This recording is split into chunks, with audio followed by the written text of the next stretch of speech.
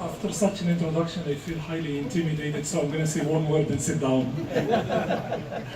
um, inshallah, for the Khatira of today, what I thought I would share, inshallah, is something that I think is critically important that I've been reflecting upon for some time. And that is the narrative style of the Quran. And what I mean by this is something that has to do inherently with us as human beings.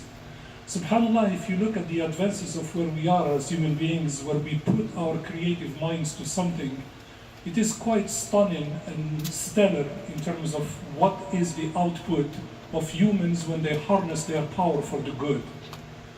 Today, you have things like Watson, the IBM computer, that can play chess with a human being, but it's not programmed to have a countermeasure for every move. It actually has a program that learns. It finds out your weaknesses, you make a move, it makes a counter move, and since it started winning, it never lost again. So that gives you an idea of where we are. After this idea of artificial intelligence, people today are working on something that is called artificial conscience, to try to make machines that have a conscience. And that is quite extraordinary when you think about it. So why is it that when the Quran speaks to us, it doesn't speak in math language, it speaks in stories? Why do you think that is? It doesn't hand us an equation and they say solve it. Or it doesn't hand us a problem and then it says write a program to make this work. It speaks to us in storytelling. And there is a very, very good reason for which this process on how the Quran speaks in storytelling is the choice of Allah subhanahu wa ta'ala to have the best pedagogy to communicate with its creation since the revelation has started. And that's the theme of the Khatira, for which we will spend the balance of the next 5 minutes.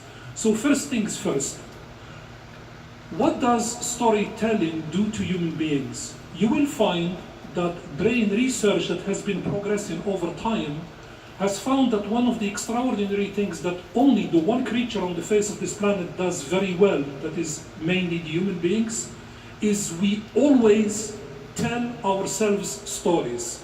If we win, we tell a story on how we won.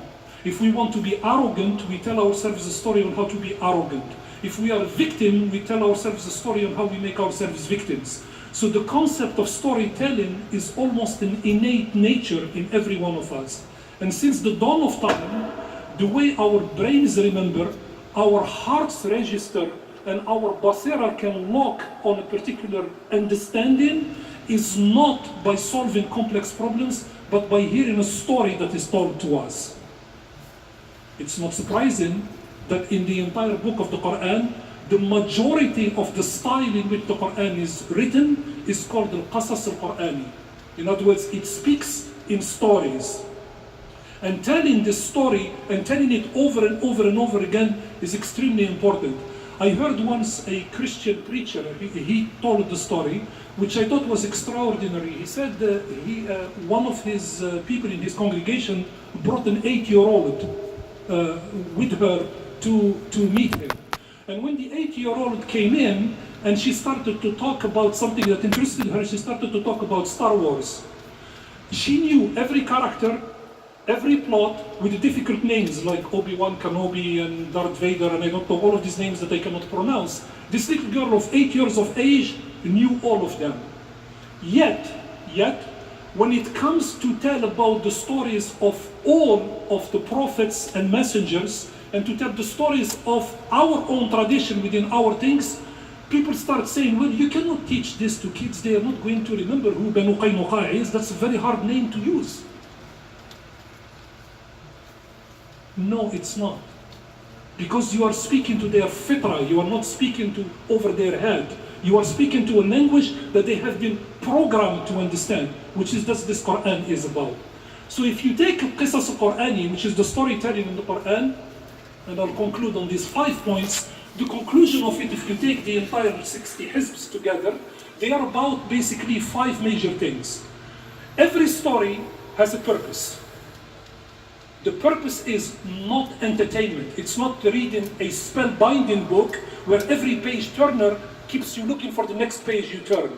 It is trying to aim a particular message for an organ inside you that's called your heart. It's speaking directly in your heart in the language of Allah subhanahu wa ta'ala in order to have a massive purpose. That purpose is called awakening. It's trying to knock on the door of your heart to awaken your spirit. That's what the first purpose of every story is. The second purpose of every story in the Quran is to reinforce our faith, is to make sure that this rope of Allah, this hablullah, that we hold with our hand and we attach ourselves to, is constantly reinforced, so our spirit is strengthened, our courage is heightened, and our ability to connect back to the bond of Allah subhanahu wa ta'ala is always renewed and nurtured. That's why the stories come back and they are told to us over and over again. It's not for repetition purposes, so it becomes dull and boring, but it's to reinforce the nurturing all the time. So that's the second reason for which stories are told in the Quran. The third reason for which they are told into the Quran is to impart to each one of us the wisdom that is proven over time. Since the time of the revelation, there are certain messages that are coming over and over and over and over again. Focus on the relationship with your Creator. Obey your Prophet. These are not elements that have occurred for the first time in the Quran. Every messenger, for 125,000 of them that came back to these messages, and they kept imparting that wisdom and passing it from one generation to the generation. It's like passing a good inheritance. What you would like to leave for your progeny is not your debt. You don't want to live out of this world and you leave your children stuck with your debt.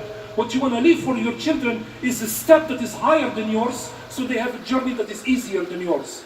The Quran guarantees, and the stories of the Quran guarantee the passing of that inheritance, so it works in the best way that can. But the three first ones, without the fourth one, will have no meaning. Because the Quran does not invite to pontification, it invites to action.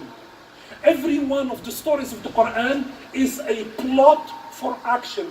The protagonist invests, sometimes loses his life, but ultimately the good wins and the evil loses. But it always comes to actions. It's not like you take, not stories, but you take fictional narratives from authors that write very well.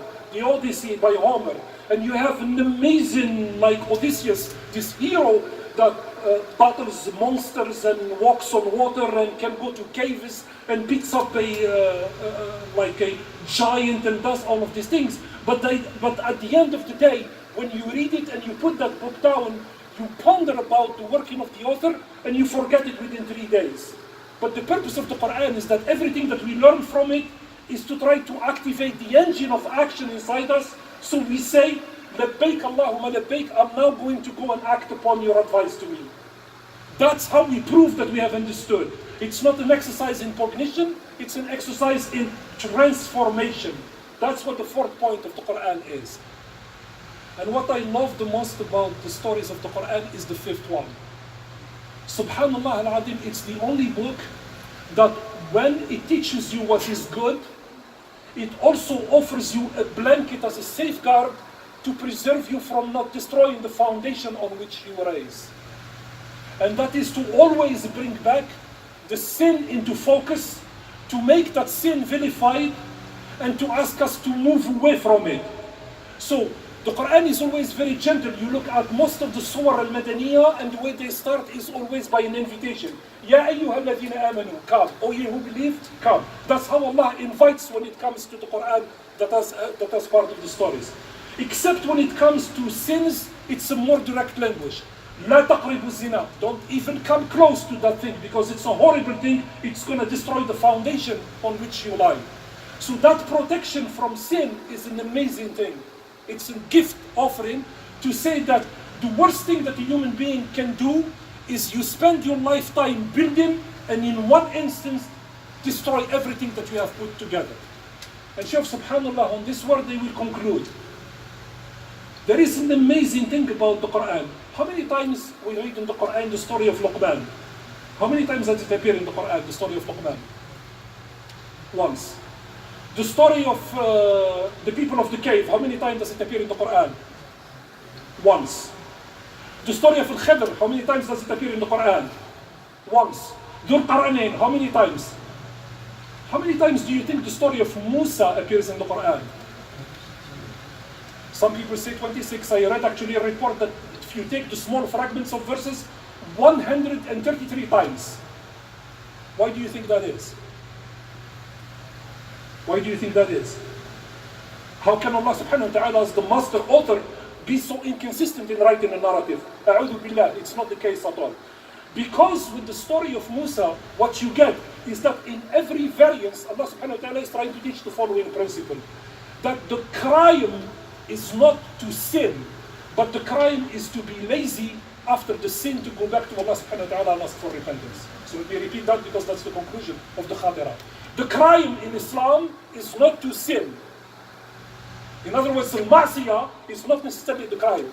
The crime is after al-ma'siyah to not go back to Allah subhanahu wa ta'ala and ask for forgiveness.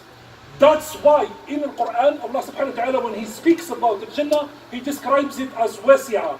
You can come into it and the doors are flung open and anybody can enter it. And in the hadith of the Prophet ﷺ, when he was describing that there is a time where all of the doors of heaven will be open and everybody can access them, but some people will not take the action to do so. The Sahaba were perplexed. Abaw ya Rasulullah, they were completely baffled. Do you mean that they will not accept that? And he said, yes, there are people that will not take the action. So the measure of the major sins in Islam is laziness. Is to be lazy to come in front of Allah, to say, Allah, I am stripped from everything I have, and I stand in front of you begging for your forgiveness. Please accept me to come back to you.